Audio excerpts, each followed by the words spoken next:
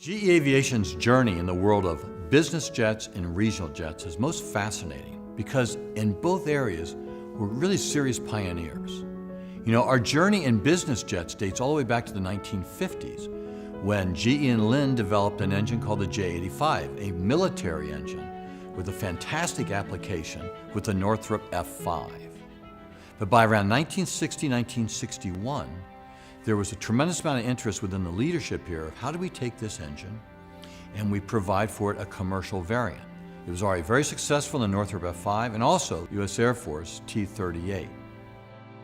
That application would come in the form of two very important aircraft. One was the Falcon, the Dassault Falcon from France, and the other was Bill Lear's Learjet Model 23, introduced in 1963. Let's talk about the Learjet first. Now this was a version of the J85 we call the CJ610, a non-afterburning turbojet engine, very, very rugged. The J85 was great because it was very lightweight with very high thrust. And it really helped the Learjet become one of the cool symbols of the early 1960s. In fact, the expression jet setter really came about through people who were operating business jets from Bill Lear. This became a very, very successful program for GE, and the fact that he had this hotshot J85 commercial derivative really gave that airplane a lot of swagger. Now the Dassault Falcon was powered by a sister engine of the CJ610. This one's called the CF700. Now what makes that engine different is it actually has an aft fan. It is a turbofan. It's the very first turbofan engine ever introduced to a business jet aircraft. We had done that earlier with the Convair when we had an aft fan on our engine at that point in time, and so we introduced the same concept in the business world. So in the 1960s, we produced over 2,000 business jets for these very, very progressive aircraft, and we were firmly established as a real pioneer in that field, but we lost interest in it. The reason was the development costs were so high that we didn't feel it warranted the return that we were going to get in the world of the large jetliners that GE was entering very aggressively in the 1960s. However, our journey with business jets doesn't end there. By the late 1970s, Canadair had introduced an aircraft called the Challenger, and this would be powered by one of our other great military derivatives. The TF-34 powered both the Navy's S-3 and also the Army's A-10 Warthog. This was a very, very rugged engine. Because of its military requirements, it had to be able to reach takeoff thrust several times within a single sortie. So this was a really, really rugged engine, and it made for a very, very successful service introduction for Canadair with this Challenger. Now, because of the success of the Challenger, Canadair, which gets purchased by Bombardier in the mid-1980s, then takes another leap forward into the world of regional jets.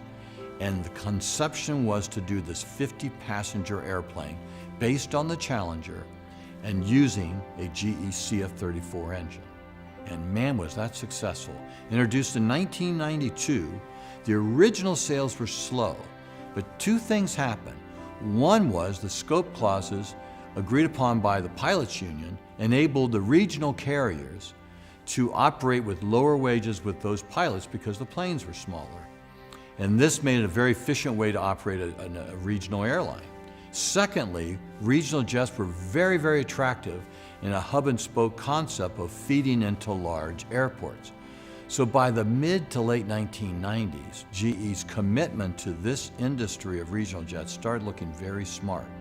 In 1995, Canadair came back to GE and said we'd like to do a 70-passenger aircraft to add to our 50-passenger. But at that point in time, our GE chairman, Jack Welch, was a little concerned about whether we were going to get the adequate return on such a big investment of doing another engine in that market. Chuck Chadwell, who ran commercial engines here in Evendale, Ohio, he had a different view. He said, we're going to go do this. And he charged his project leader, Lloyd Thompson, to go to Montreal, close a deal on the 70-passenger regional jet, and we'll go to Jack and sell it. And that's just what they did.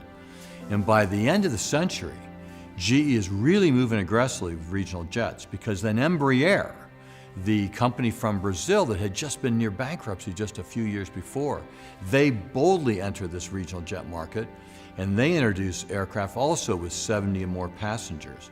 So by the turn of the century, GE is in a position where every aircraft, jet commercial aircraft with 50 to 95 passengers, are all powered by the CF-34 family, a brilliant concept by us. And between 1998 and 2002, in fact, 25% of all commercial jetliners were regional jets.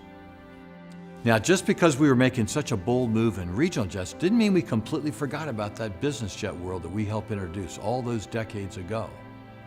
Because Canadair took that regional jet and they had tremendous success with that, as well as its Challenger aircraft.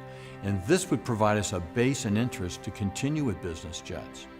Also, in the mid-1980s, we introduced an engine called the CF738 with Garrett that would power another version of the Dassault Falcon. And then in 2004, GE would team with Honda. Honda had a vision for many years to introduce a small business jet to the market. And they had successfully tested their engine called the HF-118 and the Honda Jet aircraft. They came to GE and said, would you partner with us on the engine piece, help us get the certification experience we need, also help us provide the critical product support and other things.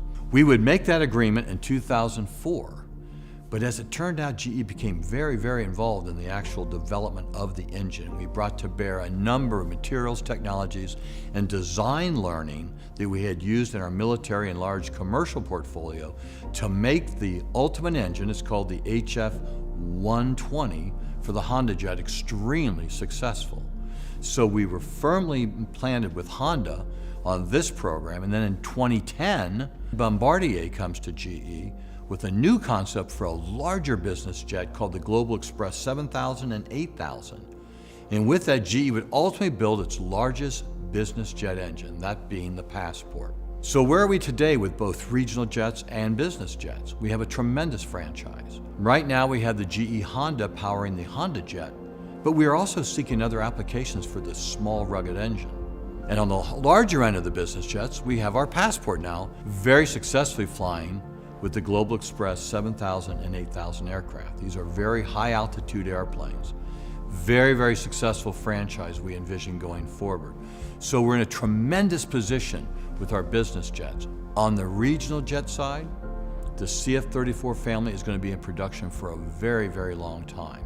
The Embraer and Bombardier regional jets continue to be extremely successful, and we envision a production program going well into the next decade and a service play going on for several decades after that.